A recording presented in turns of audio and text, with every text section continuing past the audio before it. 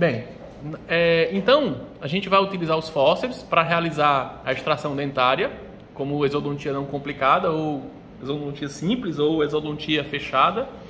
E esse movimento final é sempre executado pelo fórceps, porque tem uma coroa viável para isso.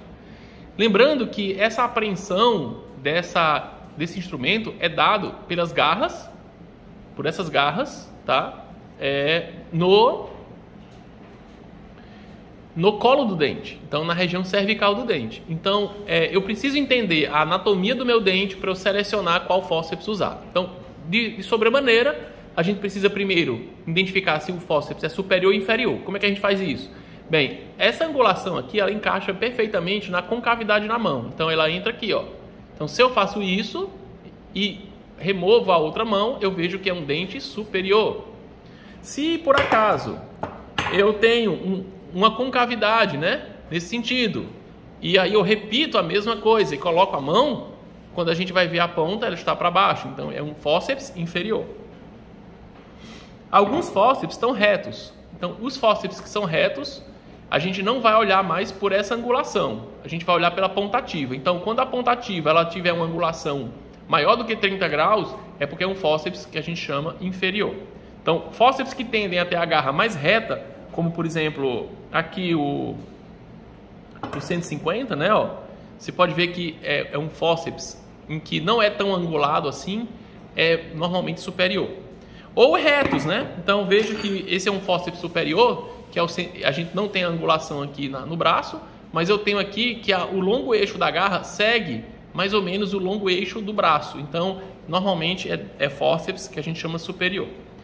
Após isso, a gente vai identificar agora pela quantidade de conchinhas ou garras que a gente tem na ponta ativa. Então, por exemplo, o fórceps, que é o fórceps 150, que é para superior, né? Eu já identifiquei que ele é para superior. Ele tem uma conchinha de um lado e uma conchinha do outro. Então, ele vai se adaptar em um dente que tem uma face radicular pela palatina e uma face radicular por vestibular. Então, a gente pode ver aqui, ó, no caso dos dentes superiores, a empunhadura correta do fórceps, não é? Ó, empunhadura correta do fórceps.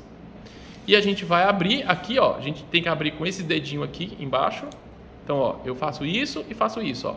Abro e fecho o fórceps, tá? Eu posso botar os 2 dedos para fechar e o outro dedo para abrir. Depois eu vou ter que colocar os 4 dedos e fechar com força, tá? Então, eu venho aqui, adapto a minha garra nesse sentido, primeiro na palatina, depois na vestibular.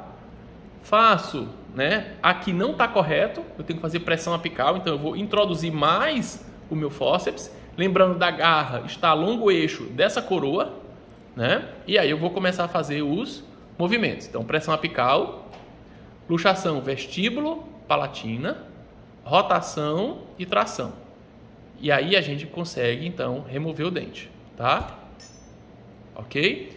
Depois que remove o dente, só para a gente poder construir o raciocínio, eu vou pegar, então, a cureta. Se tiver lesão periapical, eu vou curetar com a cureta de Lucas. Cureta de Lucas, tá aqui, né?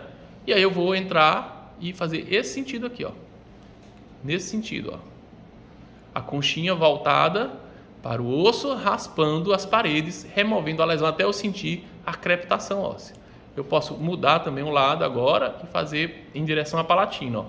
Aqui em direção à palatina. Ok? Depois disso, eu tenho que sentir o rebordo, se não tem nenhuma espícula. Se tiver espícula, eu preciso fazer uma limagem. A lima é importante nesse sentido, porque ele vai regularizar o osso. Então, a lima, ó, ela é uma estrutura que vai aqui, ó, sentido perpendicular, raspar essa crista óssea, tá? Depois que a gente raspar essa crista óssea, eu vou de novo sentir com o dedo. Está suave, não tem nenhuma projeção. E aí, agora a gente vai fazer a irrigação com soro, depois a manobra de Chompré, aproximando levemente essas corticais que foram expandidas, né? Feito isso, ó, a gente então vai prosseguir com a sutura que eu mostro em breve.